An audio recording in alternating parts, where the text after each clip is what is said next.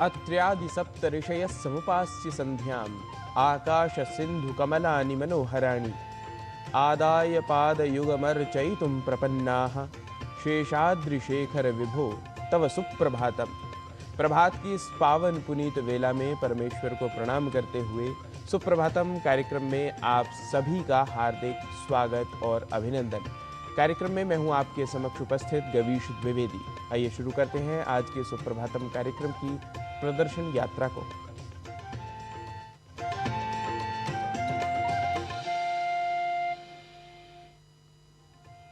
और क्रमानुसार सबसे पहले अपने पहले प्रभाग आज के पंचांग के माध्यम से जान लेते हैं आज की तिथिवार एवं नक्षत्र आदि को।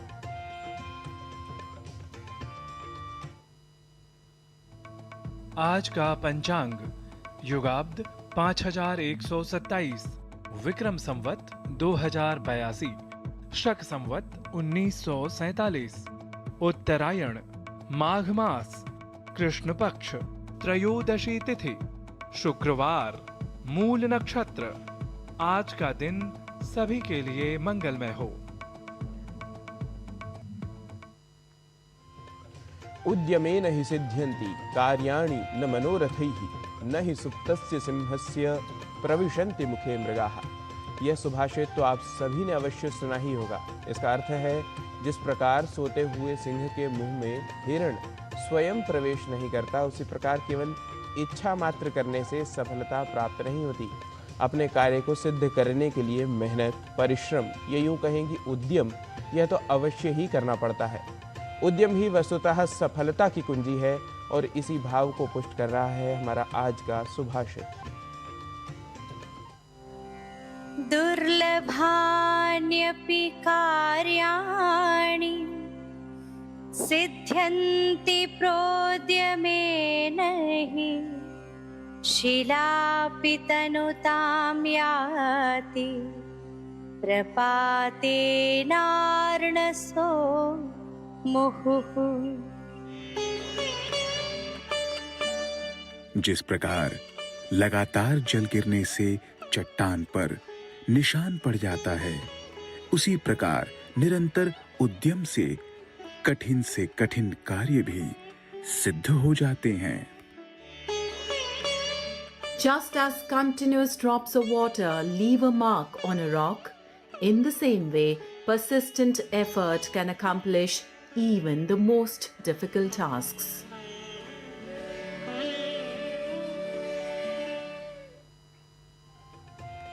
भारतीय ज्ञान परंपरा का मूल ग्रंथ है ऋग्वेद और ऋग्वेद का अंतिम सूक्त है संगठन सूक्त। यह सूक्त किसी भी समाज या समूह को एकता और सामंजस्य का संदेश देता है। संगठन सूक्त के मंत्रों में कहा गया है कि सभी के विचार, मन और संकल्प समान हो ताकि वे मिलकर एक लक्ष्य की ओर आगे बढ़ें और राष्ट्र की उन्नति में सहायक हों। संगठन सूक्त पर आधारित देखिए भारतीय ज्ञान परंपरा प्रभाग में यह वृत्त विशेष।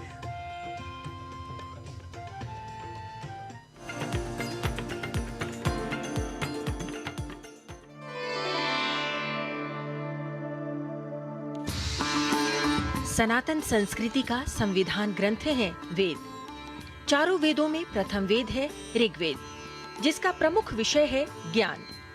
ऋग्वेद में संपूर्ण ब्रह्मांड के साथ मानव, समाज और राष्ट्र के कल्याण से संबंधित अनेकों सूक्त और इन सूक्तों में विविध मंत्र हैं, जो समाज को निरंतर आगे बढ़ने की प्रेरणा देते हैं। ऋग्वेद के 10वें मंडल का अंतिम सूक्त है संगठन सूक्त। संगठन सूक्त में राष्ट्रीय एकता के मंत्र हैं, जो द्वेष भाव से रहित होकर समाज में संगठन, एकता और सामंजस्य के महत्व पर बल देते हैं। हमारे वेद हमें सिखाते हैं संगच्छध्वम संवदध्वम संवो मनासी जानताम, अर्थात हम एक साथ चले, एक साथ बोले और एक दूसरे के मन को जाने, यानी एक दूसरे के विचारों का सम्मान करें। वेदों के इसी आह्वान को हमें राष्ट्र के आह्वान के रूप में भी देखना है। हमें देश के संकल्पों को अपना संकल्प बनाना है। हमें जन भागीदारी की भावना से सामूहिक प्रयासों को आगे बढ़ाना है। भारतीय ज्ञान परंपरा विभिन्न क्षेत्रों में मानव के विकास के साथ ही उसके विशेष रूप से व्यक्तिगत और व्यावहारिक विकास पर भी बल देती है और बताती है कि समाज में मिलकर चलने, मिलकर कार्य करने और मिलकर लक्ष्य प्राप्ति के लिए प्रयत्न करने से ही व्यक्ति, परिवार, समाज, किसी संस्थान और राष्ट्र के साथ ही संपूर्ण विश्व का उत्कर्ष होता है। संगठन सूक्त के 4 मंत्र इस प्रकार हैं।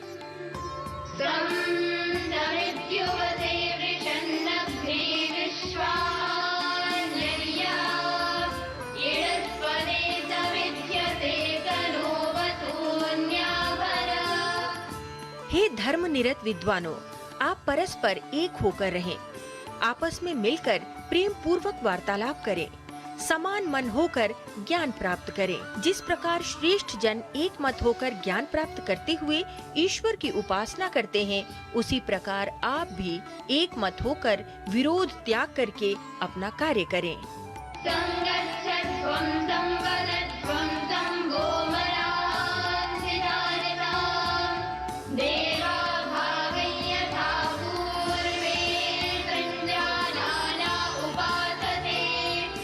हम सबकी प्रार्थना एक समान हो, हम सब भेदभाव से रहित परस्पर मिलकर रहें, हमारे अंतःकरण, मन, चित्त, विचार समान हो। जिस प्रकार प्राचीन समय में देवता एक साथ मिलकर शुभ कर्म में भाग लेते थे और एकता से पूजा करते थे।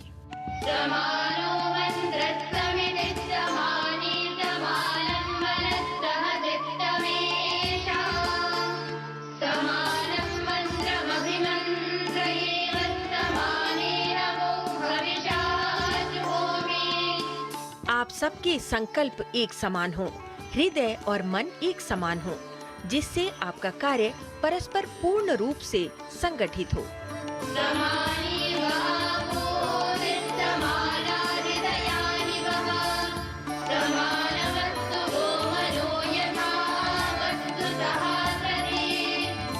आप सबकी इच्छाएं समान हो, आपके हृदय एक जैसे हों, आपका मन भी एक जैसा हो, जैसे आप सब मिलकर एक साथ कार्य करते हैं। धर्म, अध्यात्म, राजनीति, खेल, व्यापार, अर्थ, प्रबंधन, मनोरंजन आदि सभी क्षेत्रों में उन्नति प्राप्त करने के लिए संगठन की आवश्यकता होती है। संगठन के लिए परस्पर विचारों का समान होना आवश्यक है और परस्पर विचारों में समानता का ही संदेश देते हैं सनातन संस्कृति के स्रोत ग्रंथ वेद। संगठन सूक्त का संदेश एकता, सह अस्तित्व और राष्ट्र के प्रति समर्पण है, जो राष्ट्र की समृद्धि के लिए सामूहिक सोच और साझा उद्देश्य को बढ़ावा देता है। साथ ही राष्ट्र के सभी सदस्यों को प्रेम से मिलकर चलने, समान विचारधारा रखने और एक दूसरे का सहयोग करने के लिए प्रेरित करता है, जिससे आत्मनिर्भर, विकसित और एक समृद्ध राष्ट्र का निर्माण हो सके। लता वशिष्ठ, डीडी न्यूज।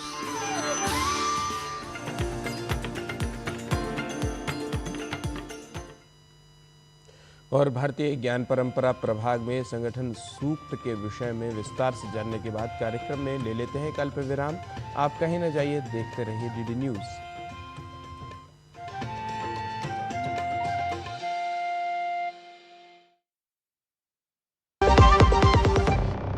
सुनो, एक अच्छी इंश्योरेंस पॉलिसी एआई से पूछते हैं। एक ऐसी पॉलिसी जिसमें प्रीमियम पेमेंट हो लिमिटेड पर इनकम आती रहे लाइफ टाइम।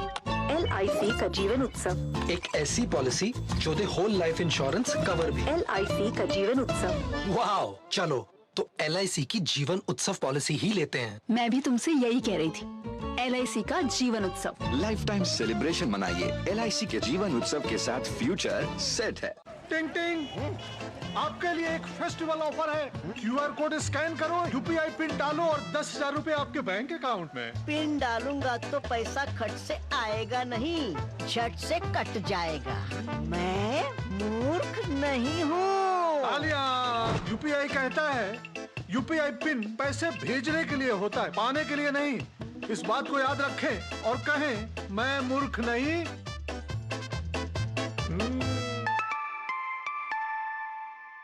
जाइए आप भी किसी का टेस्ट लीजिए।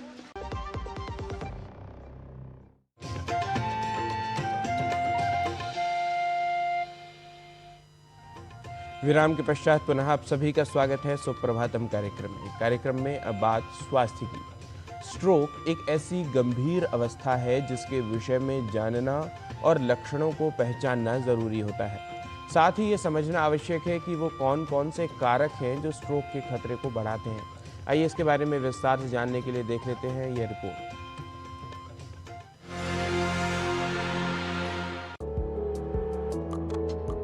मस्तिष्क मानव शरीर का एक महत्वपूर्ण अंग है जो हमारे शरीर द्वारा की जाने वाली क्रियाओं को नियंत्रित करता है। यदि मस्तिष्क में समस्या हो तो क्रियाएं ठीक से नहीं होती। स्ट्रोक एक ऐसी अवस्था है जो मस्तिष्क को प्रभावित करती है। स्ट्रोक दुनिया भर में मृत्यु और अक्षमता का एक बड़ा कारण है।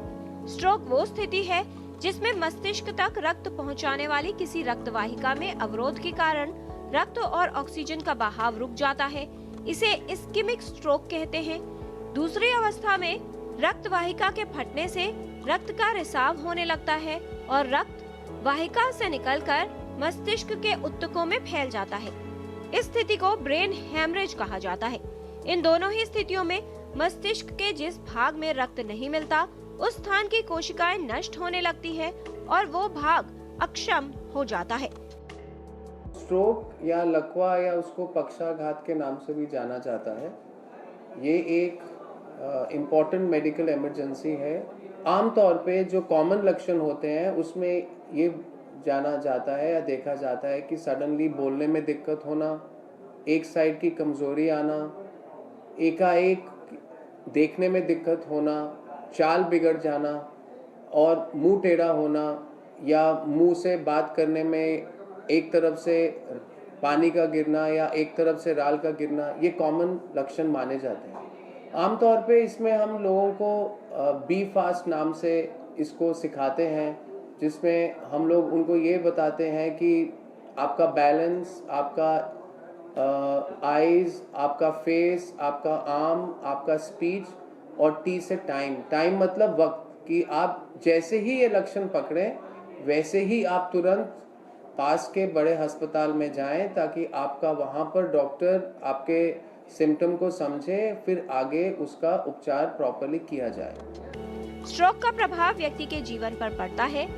कई ऐसे कारक हैं जो स्ट्रोक के लिए जिम्मेदार हो सकते हैं। मोटापा, उच्च रक्तचाप, धूम्रपान, हृदय रोग, मधुमेह, शराब का सेवन, बढ़ती उम्र, अनियंत्रित जीवन शैली और आनुवंशिक कारक। इनसे स्ट्रोक होने की संभावना बढ़ सकती है। सही इलाज से स्ट्रोक के प्रभाव को कम किया जा सकता है और व्यक्ति अपने दैनिक कार्य करने में काफी हद तक सक्षम हो सकता है।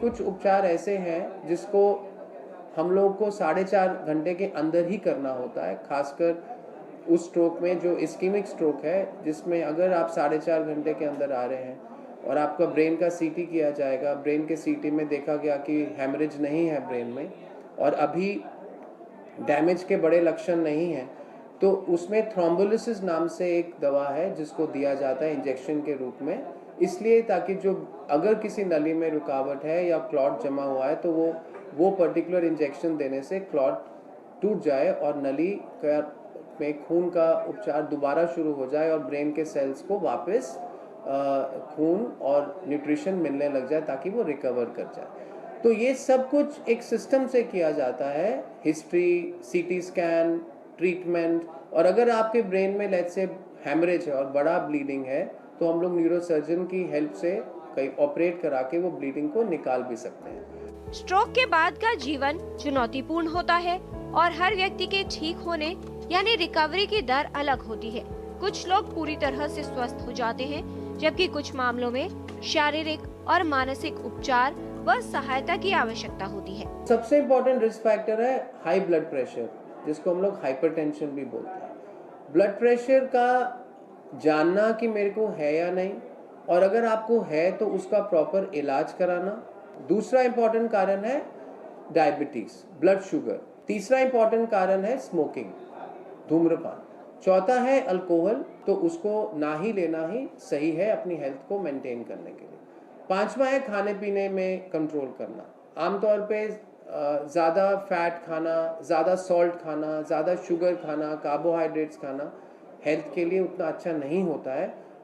स्ट्रेस भी एक रिस्क फैक्टर, एक कंसर्न माना जाता है आज की डेट में, क्योंकि हम लोग सब बिजी हैं, अपने कामों में भी बिजी हैं, बहुत तरह का स्ट्रेस हो सकता है। तो स्ट्रेस को कम रखिए, अपने आप को मेंटल रिलैक्सेशन में रखिए, योगा करिए। इम्पॉर्टेंट सलाह है पब्लिक को कि अपने आप को फिजिकली एक्टिव रखिए और रेगुलरली, चाहे आप हफ्ते में 3 दिन मिनिमम कोई ना कोई व्यायाम या एक्सरसाइज ज़रूर करें आधा घंटा, ताकि आपकी बॉडी हेल्दी रहे और आपका वेट भी कंट्रोल में रहे। स्ट्रोक के समय आवश्यक है कि जल्द से जल्द इलाज मिले। सही इलाज और फिजियोथेरेपी की सहायता से जटिलताओं को कम किया जा सकता है।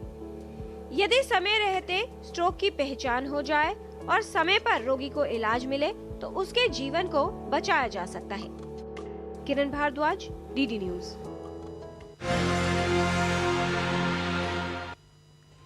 और इसी क्रम में अब बात योग की। योग से हमारे शरीर एवं मन की ऊर्जा बढ़ती है। इससे हमारी रोग प्रतिरोधक क्षमता भी मजबूत होती है। अतः कुशल योग प्रशिक्षक से सीखकर या उनके साथ ही आसनों का अभ्यास हमें करना चाहिए। आइए देख लेते हैं पैरों के लिए कुछ उपयोगी योगासनों को आज के योग प्रभाग के माध्यम से। आज हम 3 ऐसे आसन का अभ्यास करेंगे जो हमारे फीट और टोस की मोबिलिटी के लिए सही है। सबसे पहला आसन है तालासन नंबर 2। उसके लिए हम पैरों के बीच में 1 फुट का अंतर बनाए रखेंगे, हाथ अपने साइड में रखेंगे। सांस लेते हुए धीरे से अपने दोनों हाथों को और पैरों की एड़ियों को ऊपर लेंगे और ये आसन हम थोड़ी देर होल्ड करेंगे। फिर धीरे से अपने हाथों को घुमाएंगे और सांस छोड़ते हुए धीरे से हाथों को और अपने पैरों की एड़ियों को नीचे लाएंगे। दूसरा आसन है एक पादासन। एक पादासन करने के लिए हम अपने दोनों पैरों को जोड़ देंगे। राइट लेग को राइट हैंड से पकड़ के लेफ्ट इनर थाई पे रख देंगे। हाथों को नमस्कार मुद्रा में जोड़ देंगे और छाती के पास रख देंगे। ये आसन हम यहाँ पर थोड़ी देर होल्ड करेंगे। अभी धीरे से अपने दोनों हाथों को छोड़ देंगे। अपने राइट हैंड से राइट लेग को नीचे की तरफ रख देंगे। तीसरा आसन है यष्टकासन। यष्टकासन करने के लिए हम पहले अपनी मैट पर बैठ जाएंगे, एक तरफ करवट लेकर लेट जाएंगे और अपनी पीठ पे आ जाएंगे। दोनों हाथों को साइड में रखेंगे और दोनों पैरों को जोड़कर आसमान की ओर रखेंगे।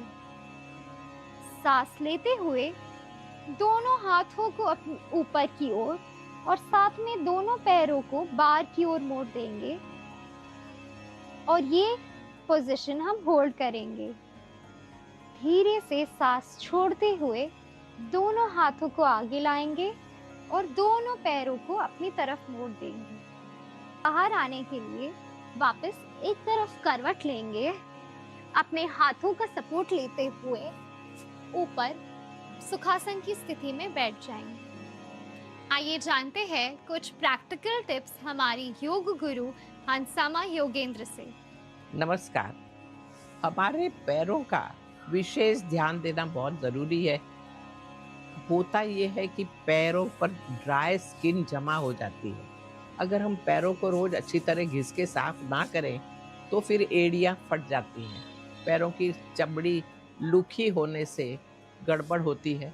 इसलिए पैरों का ध्यान रखने के लिए ज़रूरी हो जाता है कि हम रोज़ रात को सोने के पहले पैरों को अच्छी तरह गर्म पानी में थोड़ा डुबा के रखा हो, उसमें एप्सम सॉल्ट भी डाल दिया हो और उसके बाद में पैरों को अच्छी तरह घिस लिया हो तो बहुत फ़ायदा होगा। दूसरा, दोनों उंगलियों के बीच में, पैरों की उंगलियों के बीच का जो भाग है उसको हमेशा सूखा रखो, ड्राई, क्योंकि वहाँ जरा भी पानी रह जाता है तो वहाँ ख़राब होने लगती है चमड़ी और फिर इन्फेक्शन हो जाता है, बहुत तकलीफ़ होती है और इसलिए उसका ध्यान रखना है। लूखा रखो, हमेशा पैरों को सुखा के रखो, उससे कभी भी ये तकलीफ नहीं होगी। जरा चलना, थोड़ी पैरों की एक्सरसाइज, ये सब बहुत ही ज़रूरी है, तो अपना ध्यान रखिएगा। नमस्कार। योग प्रभाग के पश्चात आपको अविलंब लिए चलते हैं संस्कृत पाठशाला की आज की कक्षा में, जहां हमारे सहयोगी डॉक्टर नारायण दत्त मिश्र शब्दगत दोषों का बोध कराते हुए शुद्ध प्रयोग हमें सिखा रहे हैं।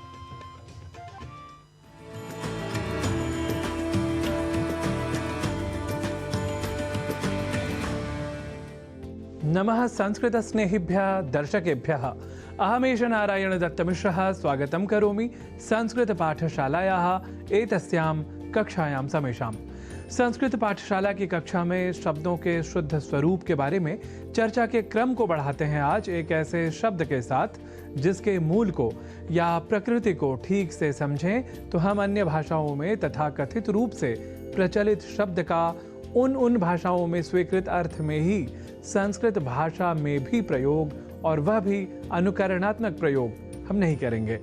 विशेषतः ऐसे शब्दों के प्रयोग के समय हमें यह ध्यान देना चाहिए कि ये शब्द तो मूलतः संस्कृत के ही हैं, अतः कम से कम संस्कृत के प्रयोक्ताओं को ऐसे शब्दों के मूल अर्थ में ही उन शब्दों का प्रयोग करना चाहिए। उदाहरणतः आपने पहले ही जान लिया है कि सत्ता, सकारात्मक जैसे शब्दों का हिंदी आदि भाषाओं में जो आज का प्रयोग है वह कथम अपि संस्कृत भाषा सम्मत नहीं है। तो आज इसी क्रम को बढ़ाते हैं ऐसे ही एक और शब्द के साथ, और वह शब्द है सानिध्य, जिसका संस्कृत शुद्ध पद या शब्द होता है सान्निध्यम। पर हम गतिशील अपितु वेगवान संसार में जैसे अन्य भाषाओं में थोड़ी बहुत परिवर्तनशीलता का तर्क देकर कुछ असंगत से प्रयोग भी कर लिया करते हैं, वैसे ही संस्कृत में भी शब्दों की मूल प्रकृति पर कुठाराघात कर शब्दों के अपितु दुष्शब्दों के प्रयोग की दुष्प्रवृत्ति भी हमें कुछ शब्दगत प्रयोगों में दृष्टिगत होती है। ऐसे प्रयोगों के बारे में हम आपको पहले ही बता चुके हैं। महत्व को महत्व, अत्यधिक को अत्याधिक, इस तरह से अशुद्धि के साथ कहे और लिखे जाने की दुष्प्रवृत्ति के बारे में आपने पहले ही जाना है। तो इसी तरह सान्निध्य के स्थान पर वर्णलोप जैसी सामयिक दुष्प्रवृत्ति के साथ सानिध्य जैसे अशुद्ध शब्द का हिंदी आदि भाषाओं में धड़ल्ले से प्रयोग हम पाते हैं। और आप जानते ही हैं कि संस्कृत भाषा है सर्वथा वैज्ञानिक, जहाँ एक अक्षर या वर्ण भी वृथा नहीं है, बेकार नहीं है। तो आइए देख लेते हैं क्या है सान्निध्य शब्द की मूल प्रकृति। सम उपसर्ग के साथ निधि, इनके योग के बाद बनता है शब्द सन्निधि, और उसके बाद शय प्रत्यय करने के बाद उसके बाद आदि वृद्धि होती है और संधि कार्य के बाद हमारे सम्मुख आता है शब्द सान्निध्य, जिसे संस्कृत में कहते हैं सान्निध्यम। वैसे यहाँ ध्यान दीजिए कि हिंदी आदि भाषाओं के प्रयोक्ता भी सन्निधि शब्द के लेखन और उच्चारण में किसी प्रकार की अशुद्धि नहीं करते, पर सन्निधि शब्द से बने सान्निध्य शब्द में हो जाती है कुछ प्रयोक्ताओं से चूक। अब सन्निधि और सान्निध्य के मर्म को जान चुके हैं आप, तो कर लेते हैं इन शब्दों से जुड़े शुद्धता पर तथ्य को दृढ़ वाक्यों के प्रयोगों के साथ। शब्दों की सन्निधि या समीपता वाक्यार्थ स्पष्ट करती है। इस हिंदी वाक्य को यदि हम संस्कृत में कहेंगे तो इसका स्वरूप इस तरह होगा, शब्दानाम सन्निधि समीपता वा वाक्यार्थम स्पष्टयति। यहाँ अब अधिक ध्यान देने की आवश्यकता है कि सन्निधि में एक बार तो हमने अनुस्वार का किया है प्रयोग, और विकल्प से संधि के साथ अर्ध नकार का भी है प्रयोग। और संस्कृत में या कहें कि शब्दगत व्याकरण पर रहे हम दृढ़, तो दोनों ही शब्द हैं सर्वथा शुद्ध, चाहे हम ऐसे प्रयोग संस्कृत में करें या किसी अन्य भाषा में ही, क्योंकि यह शब्द ही है संस्कृत मूलक। अतः यहाँ प्रश्न करने का कोई औचित्य ही नहीं। अब सान्निध्य से कर लेते हैं एक वाक्य का और प्रयोग, जैसे हम हिंदी में कहते हैं, प्रधानमंत्री के सान्निध्य में कार्यक्रम संपन्न हुआ। इसे संस्कृत में कहेंगे, प्रधानमंत्रिणः सान्निध्ये कार्यक्रमः संपन्नः अभवत्। तो संस्कृत भाषा की सन्निधि होती रहे आप सभी को प्राप्त, ताकि हमें भी मिलता रहे आप संस्कृत अनुरागियों का सान्निध्य। इसी मंगल कामना के साथ आप सभी के प्रति भी समर्पित हैं अनेकशः शुभकामनाः। नमो नमः।